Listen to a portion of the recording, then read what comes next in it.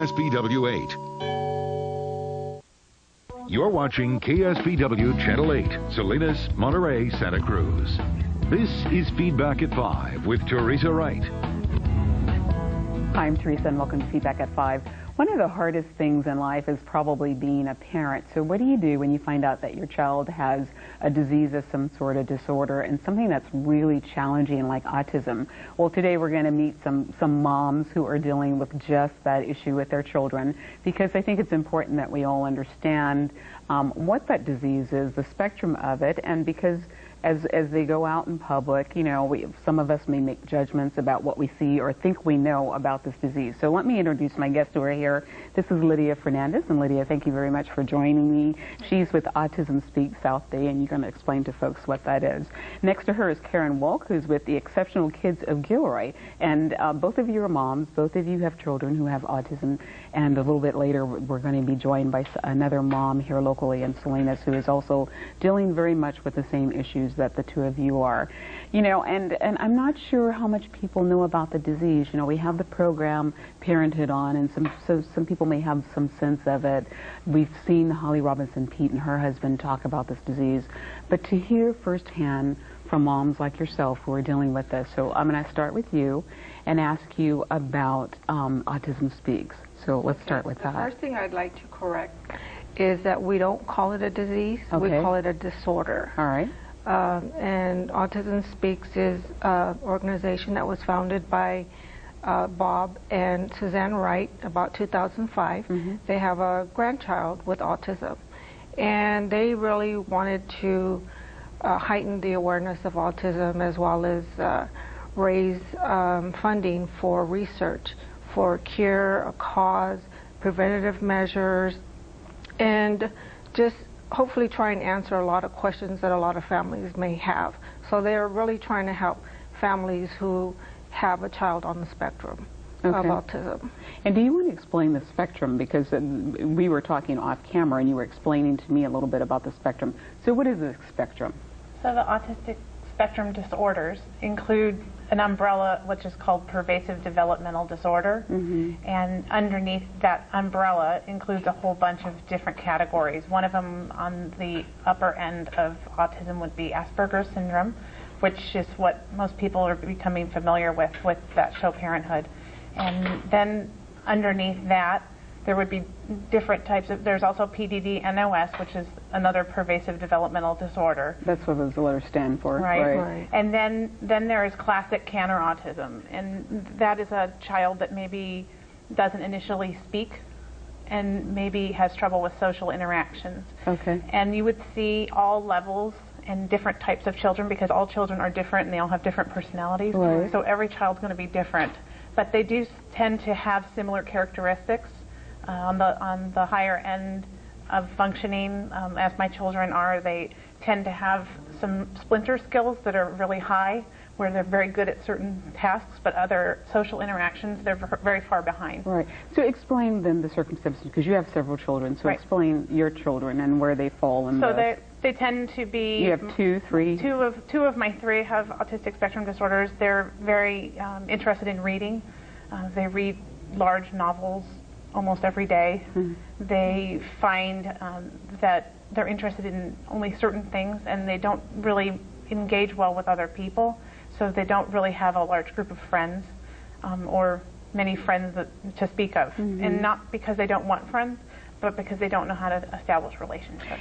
And that's hard as a parent then how do you even teach that to your child to help them develop friendships? It comes naturally to people normally, but it's very hard to teach. But it's also, you know, educating the non-special needs kids, like in our schools. You know, even though our children go to school, you know, a lot of the children don't know how to handle them. They just see a child who's acting differently. All right. And so I think what we need to do is start educating them. You know, and educating parents, you know, of our school districts as well, who don't have that understanding of families that have a child on the spectrum. Well, tell me about your son. You have two children? I have two children. I have a daughter who's 14, and then my son who is 9 and is on the autism spectrum. Now he is the classic, I would say, autistic child. He does the hand flapping. He does have some behavior. Let's for just a second explain what's typical, because you understand it. You all have lived this, so you understand it. So if I'm listening to you and you say he has the hand flapping, I don't even know that that is a symptom of the disorder. Right. So explain what, in your eyes, is typical behavior. Typical behavior is the nonverbal skills. It's classified under, you know, a lot of kids don't, they kind of live in their own world. So they don't come out and, you know, they don't have that attention span with you. The interaction. Right. And, you know, there's that social issue. And, of course, the behavior issues, they don't know how to act out their frustrations. So other people take that as a child being misbehaved. You know, so the hand flapping is just, it's very common. And it's just like a maladaptive behavior. Right. So you think about like a behavior that you maybe modeled for a child when they were growing up. You maybe taught them to do something. A lot of these children don't learn from seeing. You teach them. They don't, maybe you'll ask them a question. They'll repeat back the question, not give you the answer to the question. Well, I'm going to put up on the screen, because Autism Speaks, there's a website, and we'll give it out later, but there's a lot of information on there. And one of the things that they had was a list of what would be typical symptoms if your child, if your infant, a baby, displayed any of these things or didn't. So we can just walk through it. And I'm going to ask you, Karen, like this first one here. It says no big smiles or warm, joyful expressions by 6 months or thereafter. Or do you want to comment on any of that? No back and forth sharing. Well, I call, you know, because I've been around autism for so long, and the professionals that work with these children, they call that social reciprocity. So knowing that, you know, that you're speaking to me and then I speak back, and that we answer questions for each other. That's something that doesn't is not wired. So it's not there. So you have to build those neuro pathways, and that takes a lot of work and therapy. So there's definitely warning signs that people should be looking for. They don't take in the world the way we do, you know. And many times they get overstimulated in certain environments, loud music, restaurants. You know, and so what happens when they get overstimulated? There can be there can be a meltdown. You know, the child could start screaming, the child becomes unwelcome in the environment. So let me ask you then, at what point, because your children are teenagers, so you've been living with this for a long time. Your son is 9. At what point did you realize something's not right here? I pretty much realized that about 2.5, and it was just the, you know, and you know, they say not to compare your children.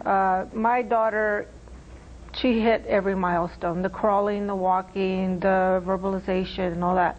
Whereas my son was a little slower in those areas, and even by 5, 6 years old, he was still nonverbal, and they wouldn't classify him as having autism because of the fact that he would make eye contact and he would smile.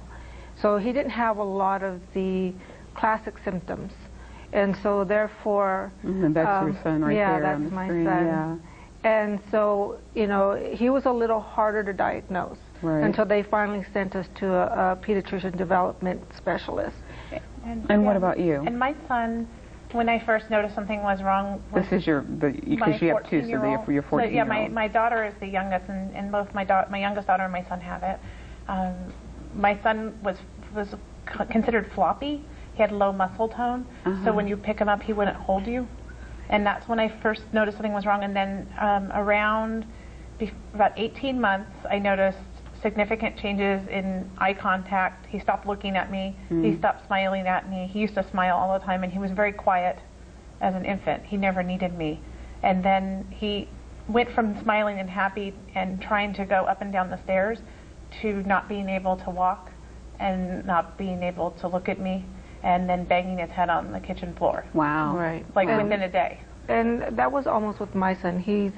He has a very weak core. So he does a lot of physical therapy, occupational therapy. He was very accident prone. You know, he would stumble, he would fall, he would bump into things. He constantly walked with his head down. He just didn't have that muscle tone, as she was saying, to hold his body up straight and be aware of his surroundings.